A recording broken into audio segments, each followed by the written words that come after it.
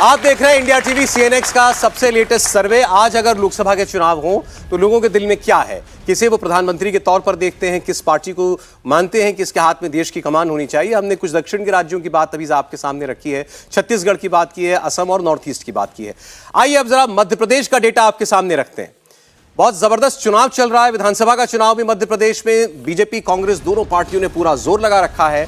लेकिन लोकसभा के लिहाज से किया गया यह सर्वे बताता है कि 48% वोट बीजेपी को मिल सकता है मध्य प्रदेश में, कांग्रेस को 41% और अन्य को 11% वोट मिल सकता है। तो वोट में 7% का अंतर भारतीय जनता पार्टी और कांग्रेस के बीच है। सीटों में यह कितना बड़ा अंतर होगा, आपके सामने मध्य प्रदेश की 29 सीटें अब आने जा रही हैं। बीजेपी आज के हालात में मध्य प्रदेश की 29 में से 25 सीटें जीतती हुई दिखाई दे रही है। यह 2019 से 3 सीटों का नुकसान है।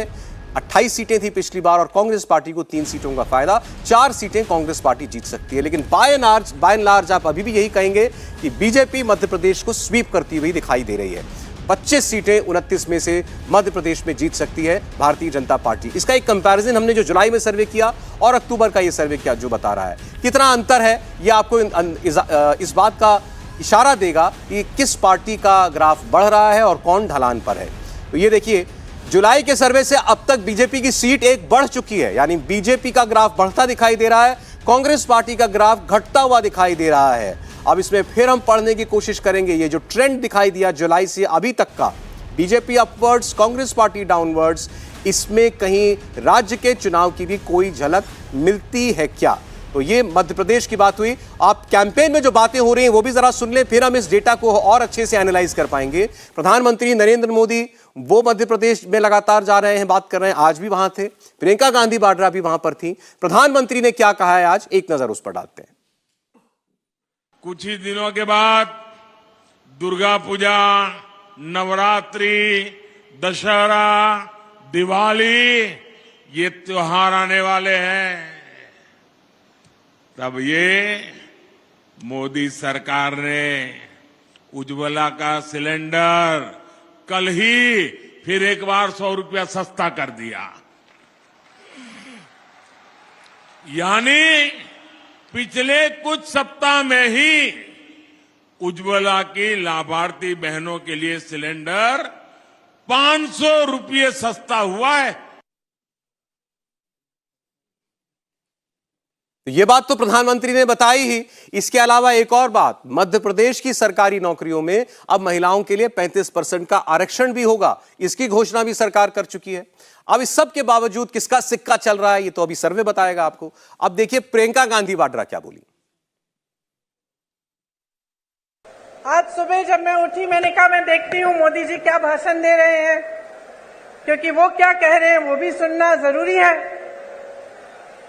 तो मुझे ताज्जुब हुआ कि जो जो हम कहते हैं वही वो कहते हैं। हम कहते हैं उन्होंने घोटाले किए, वो कहते हैं हमने किए। हम कहते हैं हमने विकास किया, वो कहते हैं उन्होंने किया। हम कहते हैं हमने रोजगार दिलाए, वो कहते हैं उन्होंने दिलाए।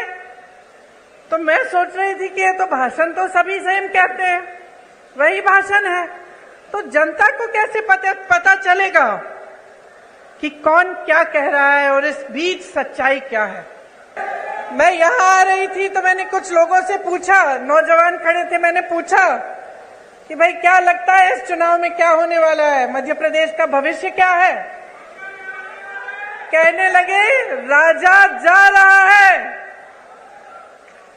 तो मैंने कहा अच्छा क्यों। कहने लगे कि इस बार हमारा वोट रोजगार के लिए डलेगा।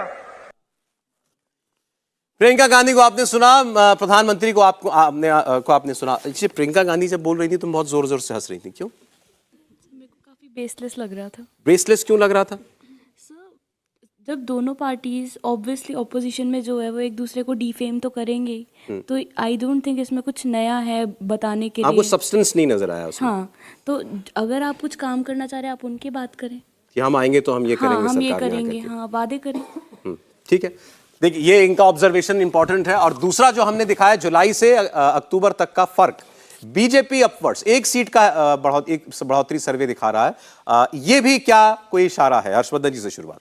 नहीं, निश्चित तौर पर है। और चूंकि आपने एक से सवाल पूछा, जब प्रियंका जी बोल रही थी तो हंस तो आधे से ज्यादा रहे थे और सचमुच मुझे भी नहीं समझ में आया, कोई कनेक्ट नहीं दिख रहा था। आप इलेक्शन कैंपेन पर हैं, आपके कहे से वोटों का एक तरह से कहें कि जो आपकी तरफ नहीं वो आपकी तरफ आए, जो आपकी तरफ है वो खड़ा रहे मजबूती से, वो तो कहीं दिख ही नहीं रहा है। और प्रधानमंत्री नरेंद्र मोदी जब अपने भाषण में बोलते हैं तो वो ये नहीं कहते कि ये किया उन्होंने, ये किया, वो बताते हैं कि हमने किया क्या क्या है।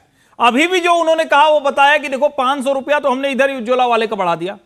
और मध्य प्रदेश में जिस राज्य में बिजली सड़क वो कल्पना में नहीं होती थी, मैं आपको बताता हूं, जो भी दिग्विजय सिंह जी के शासनकाल में हमारे शहर इलाहाबाद से रीवा, सतना, पन्ना, दमोह होते हुए भोपाल तक चला जाए, उसको लगेगा कि उसका जीवन तो बस हो गया। और इस समय वो सारी स्थिति बदल गई। मुझे लगता है कि प्रियंका जी की तैयारी आधी अधूरी है और शायद वो प्रतिक्रिया इन लोगों की दिखी जब वो भाषण आया। यही सर्वे में दिख रहा है कि इसी वजह से भारतीय जनता पार्टी आगे बढ़ी, क्योंकि वो पब्लिक कनेक्ट के साथ है। वो जब बोलती है, बताती है, और यहां पब्लिक कनेक्ट गायब है। 3 महीने के अंदर भारतीय जनता पार्टी ने एक सीट पर अपनी स्थिति और मजबूत कर ली है। 24 पर थी, 29 में से अब 25 पर खड़ी हुई दिखाई दे रही है। मैं फिर ये लोकसभा और इसमें क्या राज्यसभा के चुनाव के लिए भी कोई संदेश है? विधानसभा के चुनाव के लिए, माफ कीजिएगा, विधानसभा के। हाँ, लोकसभा चुनावों के लिए तो मुझे ये बिल्कुल ठीक ही लग रहा है कि इसमें कोई ऐसी बात हकीकत के करीब है, हकीकत के करीब ही है। उसमें कोई नुकसान बहुत होने की संभावना मुझे नहीं लग रही है। मध्य प्रदेश में, मध्य प्रदेश वैसे भी भारतीय जनता पार्टी की मजबूत गढ़ में से है और प्रधानमंत्री की लोकप्रियता बहुत वहाँ पर मजबूत तरीके से दिखाई देती है। जो बात हो रही थी कनेक्ट को लेकर भी, तो प्रधानमंत्री अक्सर जो भी बात करते हैं वो एक कनेक्ट के साथ करते हैं। जैसे उज्ज्वला योजना का भी जिक्र किया, और आप याद कीजिए प्रधानमंत्री को 2014 से, जब वो प्रधानमंत्री नहीं थे, 2014 के चुनाव से आज तक करीब करीब 10 साल हो जाएंगे, 9.5 साल हो गए, वो हमेशा एस्पिरेशनल इंडिया की बात करते हैं। वो आप जहाँ खड़े हैं उससे आगे बढ़ने की बात करते हैं। आपके पास चूल्हा था, आप गैस सिलेंडर पर आते हैं। आपके पास टॉयलेट नहीं था, आपके पास टॉयलेट आने की बात करते हैं। आपके पास रोजगार नहीं है, वो स्वरोजगार की बात करते हैं। हिंदुस्तान को तीसरे नंबर की इकोनॉमी बनाने की बात करते हैं। कोई भी चीज़ पे है जहाँ खड़े हैं उससे आगे बढ़ने की बात करते हैं। प्रियंका जी को मैं सुन रहा था, प्रियंका जी बड़ी नेता है कांग्रेस की। मैं समझता हूँ उनको कनेक्ट के लिए कम से कम वो ये कर सकती थी। मध्य प्रदेश छत्तीसगढ़ से जुड़ा हुआ राज्य है। छत्तीसगढ़ में मध्य कांग्रेस की सरकार है भूपेश बघेल की, जो आज भी दिखाई देता है मोटे तौर पे कि मजबूत सरकार खड़ी हुई है वहाँ पर। क्या वो ये नहीं कर सकती कि देखिए आप मध्य प्रदेश में छत्तीसगढ़ का उदाहरण देखिए, हमारी सरकार है, भूपेश बघेल साहब ने ये काम किए हैं। या तो हो सकता है प्रियंका जी को नहीं लगता हो कि बघेल साहब ने कोई काम किया है।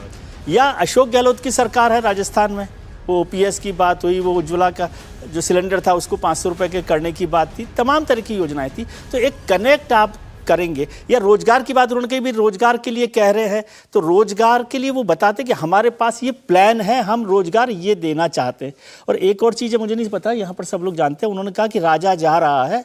ये राजा जा रहा है, वो मध्य प्रदेश में राजा जो है दिग्विजय सिंह जी को कहा जाता है आमतौर पर, और दिग्विजय सिंह जी कांग्रेस के नेता हैं। तो वो किस तरह से राजा की बात कर रहे थे, वो मुझे थोड़ा सा डिस्कनेक्ट, वो थोड़ा मतलब आउट ऑफ सिंक लगी आज के इस भाषण। या तो वो राजा प्रधानमंत्री जी को कर रहे हो या शिवराज जी को राजा समझती हो, किसको समझती हो? क्योंकि मध्य प्रदेश में आमतौर पे लोग, और देखिए मुख्यमंत्री लंबे समय तक रहने के बाद हो सकता है चिपके, लेकिन शिवराज जी पे तो राजा वाला चिपकता ही नहीं। हाँ। तो मुझे लगता है ये भी एक डिस्कनेक्ट वाली बात है कि आपको पता नहीं कि आपको आरोप भी कैसे लगाने या हमला कैसे करना, वो डिस्कनेक्ट उसमें दिखाई दे। और मैं छत्तीसगढ़ से वो तुलना करते तो शायद मध्य प्रदेश का जो वोटर है उसको समझ में आता है बात कि भाई छत्तीसगढ़ में क्या। एक चीज तो क्लियर दिखाई दी, छत्तीसगढ़ से बेहतर परिस्थिति में मध्य प्रदेश में भारतीय जनता पार्टी दिखाई दे रही है, और आपके जुलाई से आपके सर्वे में बेहतर करती हुई भी दिखाई दे रही है, अपवर्ड्स है।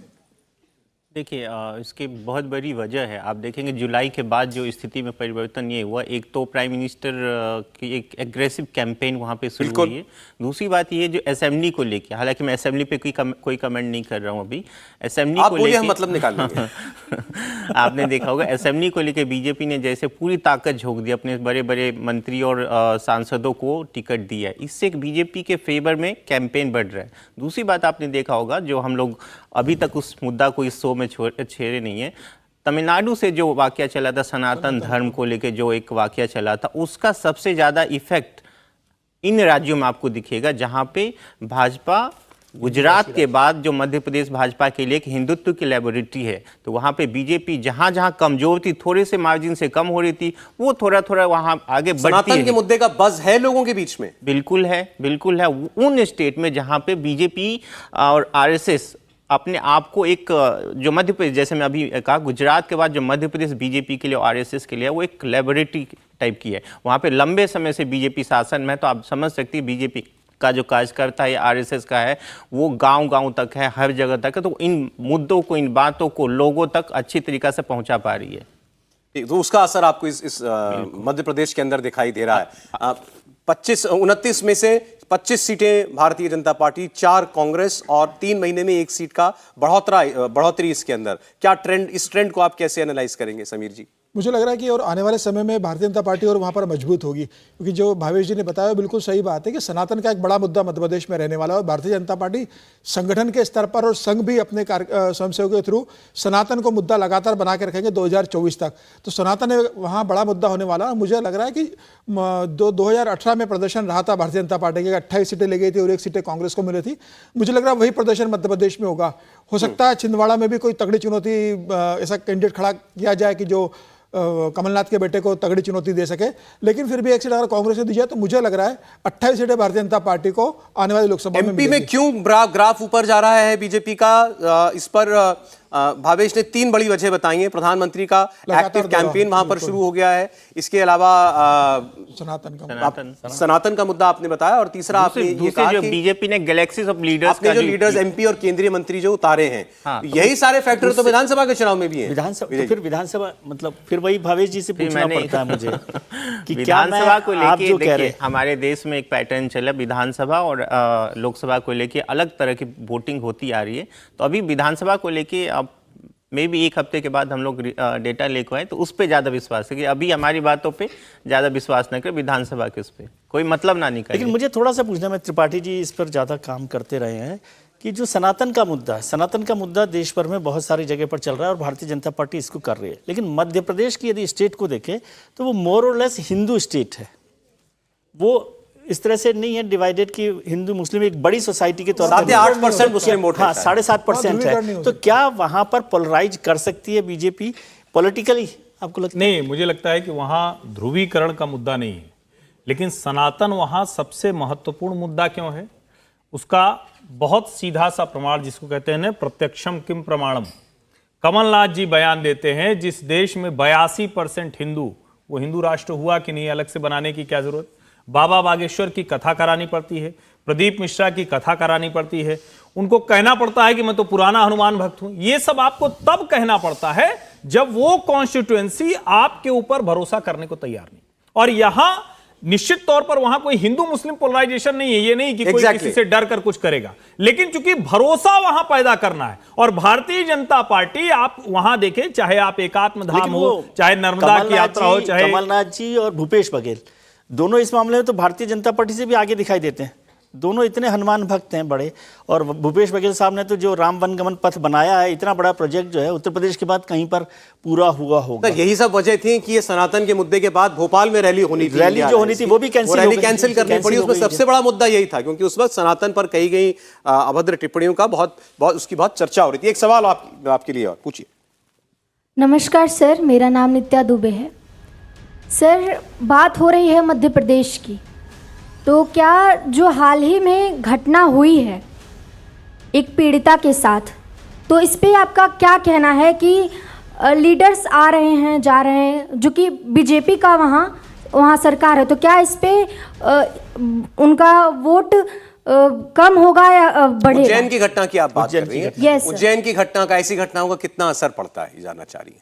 भावेश बताएं। देखिए, जो बीजेपी रूल्ड स्टेट जितने भी हैं, या कांग्रेस रूल्ड स्टेट या अपोजिशन जिसमें, उसको एक कंपैरिजन कीजिए तो देखिए इस तरह की घटनाएं लगभग हर राज्यों में होती है, लेकिन एक तरह होता है ना कि कौन सी गवर्नमेंट कितनी एक्टिवली उस पर एक्ट करती है और कौन सी गवर्नमेंट किस तरह का उनका ट्रैक रिकॉर्ड रहा है सिक्योरिटी को लेकर। आप यूपी में देखिए, यूपी में भी इस तरह की घटनाएं पहले होती थी, लेकिन गवर्नमेंट ने उस पर रोक लगाई। और देखिए घटनाएं तब भी होगी, लेकिन गवर्नमेंट का क्या काम होता है कि उस पर रोक लगाना, उस पर एक्टिवली काम करना। तो उन चीज़ों में मध्य प्रदेश को मुझे लगता है कि कोई लॉ एंड ऑर्डर बहुत बड़ा इशू नहीं है। हाँ, दूसरे राज्यों में आप राजस्थान एक बहुत बड़ा एग्जाम्पल हो सकता है जहाँ पे लॉ एंड ऑर्डर बहुत इशू है, और वहीं पे कांग्रेस के लिए वो प्रॉब्लम वाली भी स्टेट है। लेकिन मध्य प्रदेश में शायद इस तरह का मुद्दा फिलहाल नहीं है। देखिए जरा आप टैली पर नजर डालिए। अब इस सर्वे हमने जब से शुरू किया, पहली बार एनडीए आपको इंडिया अलायंस से ऊपर जाता हुआ दिखाई देगा। 77 पर एनडीए इस वक्त आपको खड़ा हुआ दिखाई दे रहा है। 194 सीटों का सर्वे आने के बाद 76 पर इंडिया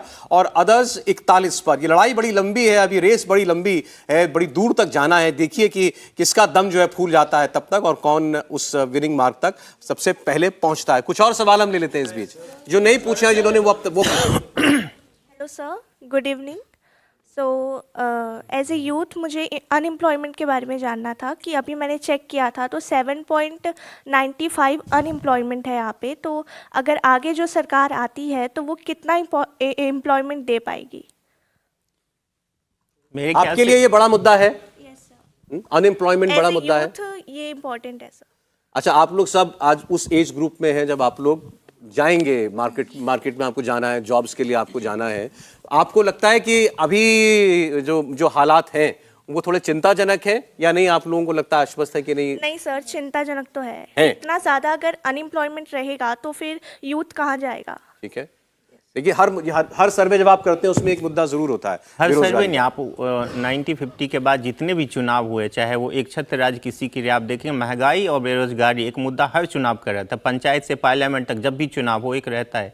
लेकिन क्या होता है ना कि वो एक तरह का वोट जब लोगों को करना होता है तो एक अलग चीज़ें होती है सामने में। इसलिए शायद उस पर यदि इस चीज़ों पे वोट हो जो कि लोगों को करना चाहिए, मैं कहता हूँ लोगों को महंगाई और बेरोजगारी पे जरूर वोट करना चाहिए, तब दिखेगा शायद उन लोगों को भी अक्ल आएगी कि शायद ये एक बहुत बड़ी इशू है। अभी तो लोग देखिए, आपको भी पता है कि लोग बात जरूर करते हैं महंगाई बेरोजगारी के लिए, जब वोट करने जाएंगे तो अपनी कास्ट के लोगों को देखेंगे, अपने धर्म के अनुसार वोट करेंगे। नहीं, जो अगर कोई व्यक्ति बेरोजगारी के मुद्दे पर वोट करना भी चाहता है तो फिर उसको दिखना भी तो चाहिए ना कि अगर ये वाला नहीं कर पा रहा है आज तो सामने वाला क्या कर पाएगा, मैं उस पर भरोसा कर सकता हूं। क्या उसका ट्रैक रिकॉर्ड ऐसा है? नहीं, एक सवाल मेरा है आपसे, आप गवर्नमेंट जॉब्स की बात कर रही हैं या फिर प्राइवेट जॉब्स की बात कर रही हैं? सर दोनों की। हाँ जी सर। तो मुझे लगता है कि अगर देश में हम देखें तो पिछले कुछ समय में जो इकोनॉमिक एक्टिविटी के लिहाज से कहें, जिसको हम कहते हैं फैक्ट्री आउटपुट, कोर डेटा, वो ये हमें सजेस्ट करता है कि भारत में विदेशी कंपनियां और देश की कंपनियां उन्होंने निवेश बढ़ाया है। जो रोजगार के अवसर हैं वो ज्यादा उपलब्ध हुए हैं। अभी चाइना के ऑल्टरनेटिव के तौर पर सप्लाई चेन के लिए दुनिया की बड़ी कंपनियां भारत को देख रही हैं। इसका सीधा सा मतलब होगा कि रोजगार के मौके तो भारत आ रहे हैं। अगर इस मोमेंटम को सस्टेन कर पाए तो यहां रोजगार की वो वाली मुश्किल नहीं होने वाली। लेकिन उसका एक दूसरा पक्ष है, हम स्किल सेट वाले लोग नहीं पा रहे हैं, कुशल कारीगर, आप कारीगर श्रमिक जो भी कहें, लेकिन जो लोग उसके लिए योग्य हैं वो हम नहीं पा रहे हैं। यानी हमें अपनी एजुकेशन का लेवल बेहतर करना है। चले, कोई और सवाल पूछना चाहता है? पीछे भी आएंगे सर। जैसा कि हमने देखा कि कांग्रेस इस बार अच्छा टक्कर दे रही है, बीजेपी पिछले 3 बार से उसमें है लोकसभा में। आपका एमपी की बात कर रहे हैं? नहीं, मैं जनरल उसमें बात आप जनरल लोकसभा इलेक्शन की बात कर रहे हैं। अच्छा ठीक है। जैसे बीजेपी पिछले 3 बार से जीतती आ रही है, इस बार कांग्रेस अच्छा चुनाव दे रही है, तो इसकी क्या गारंटी है कि कांग्रेस आगे जाके भी अपने जो वादे कर रहे हैं वो पूरे करेगी? और कांग्रेस अपना कोई नया फेस सामने क्यों नहीं लाती राहुल गांधी को? अच्छा, आप पहले बताएं, आपको लगता है कांग्रेस टक्कर दे पा रही है बीजेपी को? सर, हमने जैसे देखा है कि जो इलेक्शन कैंपेन कर रहे हैं राहुल गांधी जी, टक्कर तो दे रही है। कैंपेन देख के फिर लगता आप है कि राहुल टक्कर गांधी की है। जगह दूसरा चेहरा क्यों चाहते हैं? राहुल गांधी कर नहीं पा रहे ना कांग्रेस को रिप्रेजेंट। देखिए, फिर सवाल मेरे पीछे से आया कि टक्कर कैसे दे रहे हैं? कैंपेनिंग कर रहे हैं बट उस हिसाब की टक्कर, उस हिसाब का वो फेस नहीं दिखा पा रहे ना अपना। तो कांग्रेस को फेस बदलने की जरूरत है। राहुल गांधी की जगह किसी और को। हाँ जी। आपको दिखाई देता है कोई लीडर? सर नहीं, जो प्रियंका गांधी दिखाई देती हैं? प्रियंका गांधी तो नहीं, और कोई हो सकता है वो। राहुल गांधी जी नहीं कर पा रहे हैं, उस लेवल की चुनौती नहीं दे पा रहे हैं वो नरेंद्र मोदी को, ये उनको लगता है जी। इसमें 2 सवाल अंतर्निहित में देखता हूँ। एक तो ये कि कांग्रेस ने अपना गांधी परिवार का जो टैग था वो हटाने की कोशिश की मल्लिकार्जुन खड़गे को राष्ट्रीय अध्यक्ष बनाकर। लेकिन अब भी देश से ये गांधी परिवार और कांग्रेस का टैग नहीं छूट पा रहा। लोग अब भी समझते हैं कि राहुल गांधी ही नेता है। हालांकि अभी तो वो सांसद के तौर पर रिप्रेजेंट कर रहे हैं, पार्टी की एग्जीक्यूटिव में हैं, जो भी काम कर रहे हैं, और खड़गे साहब नेता हैं, लेकिन फिर भी लोगों को लगता है कि कांग्रेस का फेस राहुल गांधी ही है। और इससे दूसरा जुड़ा हुआ सवाल है कि राहुल गांधी भले ही फेस है, लेकिन वो कॉम्पिटेंट नहीं है। यही वो बात कर रहे हैं कि इस तरह की बात हो रही है कि कांग्रेस, तो ये सवाल उनका तो सवाल था, आपका स्टेटमेंट है ये? नहीं, मैं सवाल उनके सवाल पे है, मेरा स्टेटमेंट नहीं है। तो बात यह है कि क्या राहुल, ये कांग्रेस को तय करना है कि वो राहुल गांधी की लीडरशिप में ही प्रधानमंत्री नरेंद्र मोदी को चुनावी टक्कर देना चाहती है। क्या वो उनको अपना कॉम्पिटेंट समझती है इस लीडरशिप के लिए? क्योंकि पिछले, जब से राहुल गांधी जी पॉलिटिक्स में आए हैं, एक्टिव पॉलिटिक्स में आए हैं, और ख़ासतौर से जब अध्यक्ष बने उसके बाद से 50 विधानसभा चुनाव और लोकसभा चुनाव कुल मिलाकर हुए हैं। 50 चुनाव हुए हैं और 50 में से 42 चुनाव कांग्रेस हारी है। वो सब चुनाव राहुल गांधी की लीडरशिप में डायरेक्टली और इनडायरेक्टली लड़े गए हैं। तो ये सवाल अब कांग्रेस के पास है कि क्या वो फिर से एक, क्योंकि अक्सर ये होता है, हम लोग देखते हैं, एग्जाम में देखते हैं, ऑफिसेज में देखते हैं कि यदि 2 बार आपने कॉम्पिटेंस नहीं दिखाई तो आप उसको बाहर कर देते हैं या कोई दूसरा जिम्मेदारी दे देते हैं। लेकिन कांग्रेस ने ये काम नहीं किया है, वो बार बार उनको मौका करने की कोशिश की है, लेकिन वो आई वॉश लगता है। 19 का चुनाव हारने के बाद खड़गे साहब को बनाने के बाद वो आई वॉश लगता है। उन्होंने कांग्रेस पार्टी के अध्यक्ष का पद छोड़ दिया था, जैसा आपने बताया, चेहरा भी वही है, लीडर भी वही है आज भी। तो ये जरूर दिखाई देता है कांग्रेस पार्टी के चैलेंजर के तौर पर। काफी लंबी बात आगे कर सकते हैं सर, लेकिन अभी क्योंकि कुछ राज्य और बाकी हैं, मैं आऊंगा आपके पास, पक्का आपका सवाल लूंगा। लेकिन अब जरा, क्योंकि हम 6 बजे में आ गए हैं, तो कुछ एक जरा सा रिकैप कर दें और उसके बाद फिर अगले राज्य की ओर हम लोग बढ़ते हैं। 194 सीटों का सर्वे हम आपको अभी तक दिखा चुके हैं। 77 सीटों पर आज की हालात में बीजेपी जीत सकती है। इसमें दक्षिण भारत के भी राज्य हैं, इसमें मध्य प्रदेश, छत्तीसगढ़ भी है, असम भी है और उत्तर पूर्व के बाकी राज्य भी शामिल हैं। और 76 सीटों पर Congress party led India alliance आगे दिखाई देता है। और जो 41 आप ये अलग देख रहे हैं, इसमें वो दल भी हैं जो ना एनडीए में है, ना इंडिया में है, और निर्दलीय तो इसके अंदर है ही। अब एक बड़े राज्य की ओर बढ़ते हैं, ये भी चुनावी राज्य है, छत्तीसगढ़ मध्य प्रदेश के बाद बात करते हैं राजस्थान की। 25 सीटों वाला राजस्थान, और यहां दोनों बार से, यानी 14 से और 2019 से बीजेपी ने क्लीन स्वीप किया है, यानी 25 की 25 सीटें निकाली हैं दोनों बार। आज के हालात में क्या दिखाई देता है वहां का हाल?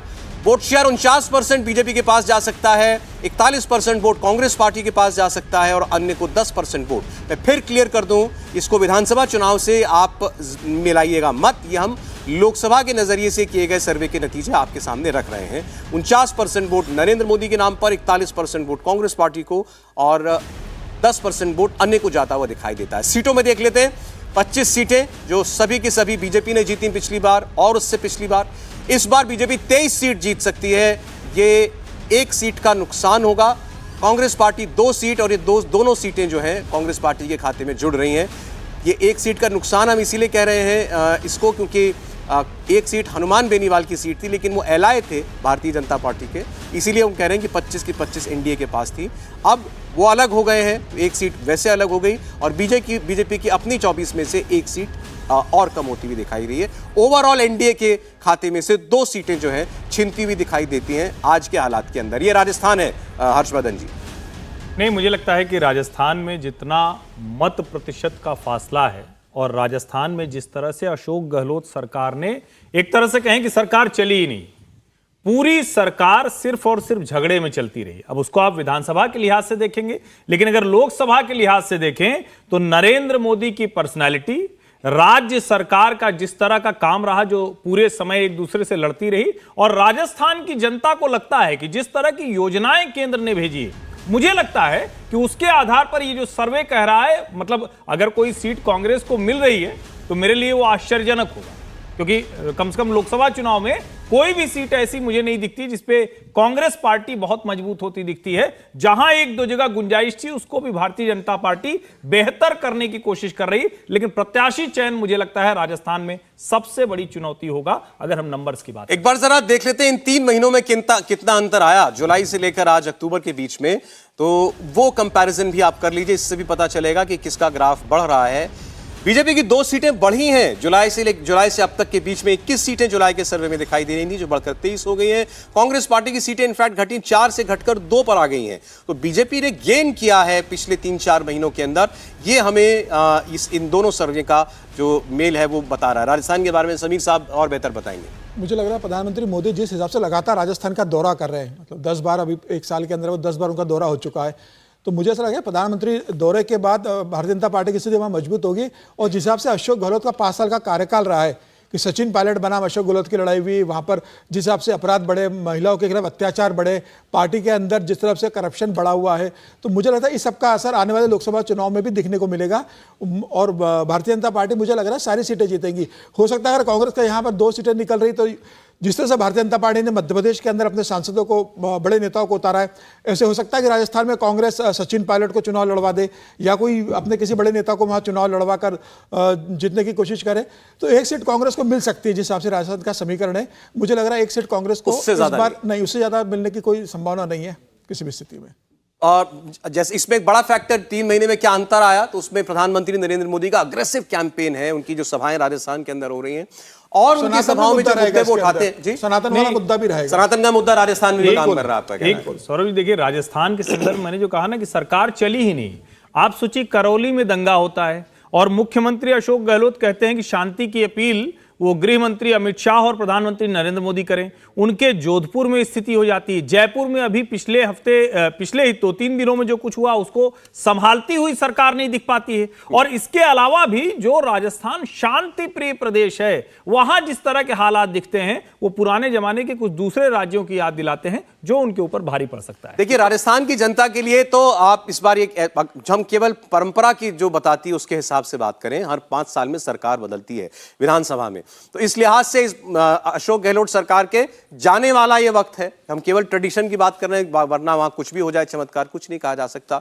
तो इस लिहाज से तो जनता के लिए अगर एक ही तरफ वोट है तो दोनों जगह एक ही तरफ वोट है, उसको साफ दिखाई दे रहा है। प्रधानमंत्री के भाषणों में 2 बातें हमें झलकती हुई दिखाई देती हैं।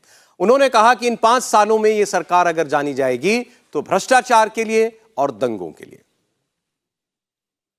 दंगों की आग में जल रहा था तब यहां के मुख्यमंत्री क्या कर रहे थे? जब यहां हिंसा हो रही थी, निर्दोष लोग मारे जा रहे थे, तो कांग्रेस के नेता क्या कर रहे थे? क्या कांग्रेस की पहली और आखिरी नीति सिर्फ और सिर्फ तुष्टीकरण ही है क्या?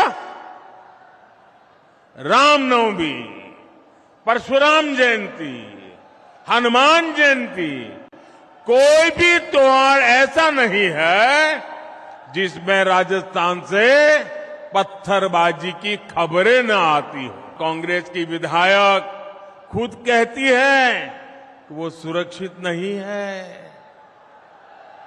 हम कल्पना कर सकते हैं कि सामान्य बहन बेटी की यहां क्या स्थिति होती होगी। सिरोही की 8 साल की मासूम बच्ची, सांचौर की 2 नाबालिग बेटियां, नागौर में 7 साल की बच्ची, कोई मुझे बताए उनका क्या कसूर था। लाल डायरी के बारे में सुना है? सुना है? माताओं बहनों ने भी सुना है, उधर बच्चियों ने भी सुना है। लोग कहते हैं कि लाल डायरी में कांग्रेस के करप्शन की हर काली करतूत उसमें है।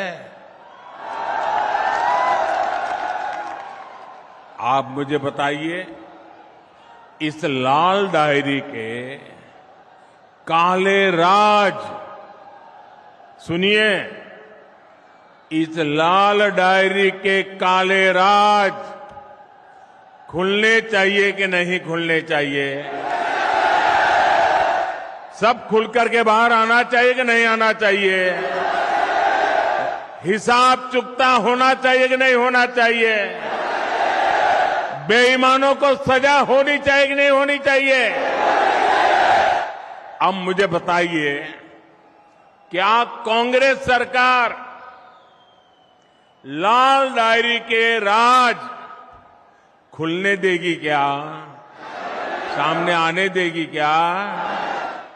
अगर ये सच जानना है तो कौन चाहिए? ये कौन चाहिए? भाजपा सरकार लानी होगी।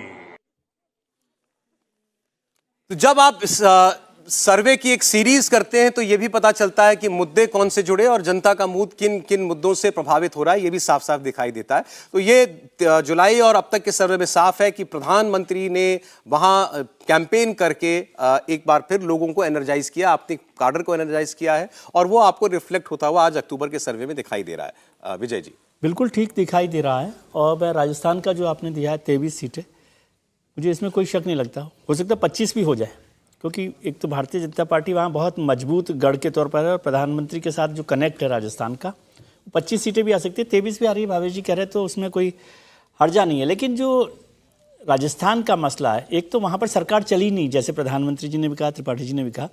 दूसरी, मेरे ख्याल से पूरे देश भर में वो अकेली सरकार होगी जो अपने ही लोगों से लड़ती रही। अशोक गहलोत जी को भारतीय जनता पार्टी ने बहुत ज़्यादा हमला नहीं किया, लेकिन सचिन पायलट साहब लगातार 2.5 साल उनके साथ लड़ाई लड़ते रहे और उसी सरकार के करप्शन। जी, एक थोड़ा सा सबमिशन है, यही तो कहा जाता है कि भारतीय जनता पार्टी लड़ी ही नहीं। हाँ नहीं, लेकिन मैं वो बता रहा हूँ कि उस सरकार के मामले में। और फिर ये जो लाल डायरी का जिक्र किया आपने, लाल डायरी राजेंद्र गुड़ा साहब ने विधानसभा में रखी और वो उस सरकार के मंत्री रहे। बिल्कुल। तो ये एक बड़ी लड़ाई रही। लेकिन दूसरी तरफ पक्ष क्या है कि भारतीय जनता पार्टी वहाँ पर लीडरशिप क्राइसिस से जूझ रही है। वहाँ उनके पास अभी कोई बड़ा लीडर नहीं है, या है तो वो तय नहीं कर पा रहे, क्योंकि वहाँ पर अभी तक पिछले 2 दशक से वसुंधरा राजे लीडर होती थी भारतीय जनता पार्टी की, 2 बार मुख्यमंत्री भी रही हैं, लेकिन इस बार उन्हें अलग कर दिया गया है और कहा गया है कि कलेक्टिव लीडरशिप से जाएंगे। प्रधानमंत्री जी ने वहाँ कहा, इससे पहले जो जयपुर में सभा हुई थी तो उन्होंने कहा था कि कमल के चुनाव चिन्ह पर वोट दीजिए। तो अब बिना लीडरशिप के, बिना फेस के, क्या राजस्थान में विधानसभा चुनाव में वो जो रवायत जिसे आप कह रहे हैं, रिवाज जिसे आप कह रहे हैं कि भाई हर बार सरकार बदल जाती है, उसको कामयाब होगी, ये मुश्किल है। लेकिन लोकसभा चुनाव में मुझे नहीं लगता कि कोई बड़ा बदलाव हो सकता है राजस्थान विधानसभा में भी, क्योंकि भारतीय जनता अशोक गहलोत सरकार के खिलाफ बड़ी एंटी इनकम्बेंसी है और मुझे बताया गया कि 70 MLAs के टिकट काटने की सलाह अशोक गहलोत साहब को दी गई है। तो मतलब समझ लीजिए कि पार्टी में कितनी बड़ी एंटी इनकम्बेंसी होगी। तो क्या उसको एक्सप्लॉइट कर सकती है, नहीं कर सकती है, ये तय करेगा कि अगली सरकार विधानसभा में वहां पर किसकी बनेगी। चलिए ठीक, एक सवाल, आपका सवाल रह गया था, पूछिए। गुड इवनिंग सर, मेरा नाम सौम्या जैन है। सर, जैसे अभी राजस्थान के क्राइम रेट की बात हुई है, तो क्या ये एक मेन रीज़न है कि कांग्रेस के हाथ से कमान छूटे ही जा रही है राजस्थान की? बड़ा मुद्दा क्या है? मुझे लगता है कि राजस्थान जैसे प्रदेश के लिए सबसे बड़ा मुद्दा है। राजस्थान में कभी हमने नहीं देखा, हम वहाँ पुराना जो गांवों में एक कहें कि कहीं कोई दबाने वाली है, कोई ऊपर जाती है, कोई नीचे जाती है, उसका कुछ कहीं हम भले देख सकते थे, लेकिन कानून व्यवस्था के तौर पर महिलाओं को निकलना असुरक्षित लगने लगे। राजस्थान की विधानसभा में मंत्री वो कहे कि ये मर्दों का प्रदेश है, इससे शर्मनाक कुछ नहीं हो सकता। कांग्रेस की विधायक दिव्या मदेरणा कहें कि शाम को निकलना मुश्किल है, जो स्थिति है। मुझे लगता है कि अशोक गहलोत अभी आखिरी 6 महीनों में चाहे जो कोशिश कर रहे हैं, लेकिन महिलाओं की सुरक्षा उनको सबसे ज्यादा परेशान करने वाली है और शायद चुनाव के वक्त जब वो वोट डालने जाएंगी तो उनको ये मुद्दा रहेगा। और देखिए, अभी महिला आरक्षण पास हुआ है, हर पार्टी के ऊपर दबाव है, और ऐसे में जब ये मुद्दा जुड़ता है तो इसको कहते हैं ना मल्टीप्लायर इफेक्ट, वो होता हुआ दिखता है। लीजिए। नमस्कार, मेरा नाम साहिल है। मेरा प्रश्न ना सिर्फ राजस्थान ना मध्य प्रदेश बल्कि पूरे भारत से रिलेटेड, जैसा भी आपने सर बोला कि भारी निवेश आ रहा है लेकिन प्राइवेट कंपनीज़ का आ रहा है। हमारी सरकार ने 2 ऐसी कंपनीज़ हैं, प्राइवेट पब्लिक सेक्टर कंपनीज, जिसको कहीं ना कहीं नकार दिया, MTNL और BSNL।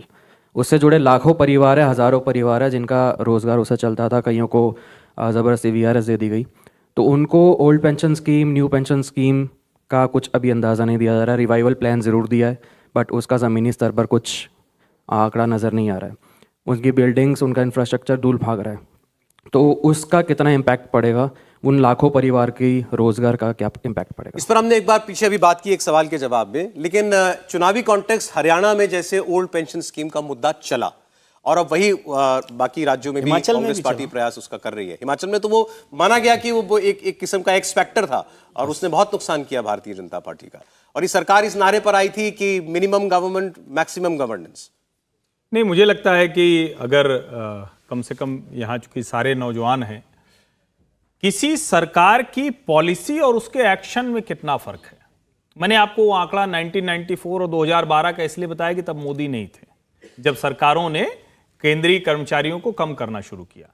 लेकिन जब कोई कंपटीशन नहीं था तब भी बीएसएनएल का और एमटीएनएल का जो सर्विस था वो आप में से कितने लोग इस्तेमाल करते थे?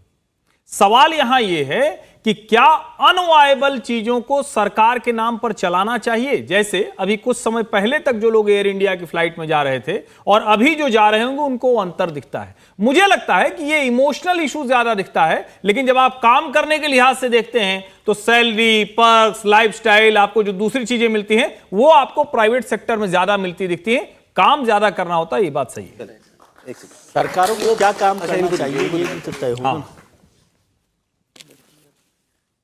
मेरा क्वेश्चन ये है कि जब जीएसटी लागू हुआ था और जब डीमोनेटाइजेशन हुई थी तो माइनॉरिटीज़ के लिए तो बहुत सारे पॉलिसीज़ निकाल दिए गए थे, बहुत कुछ हो गया था।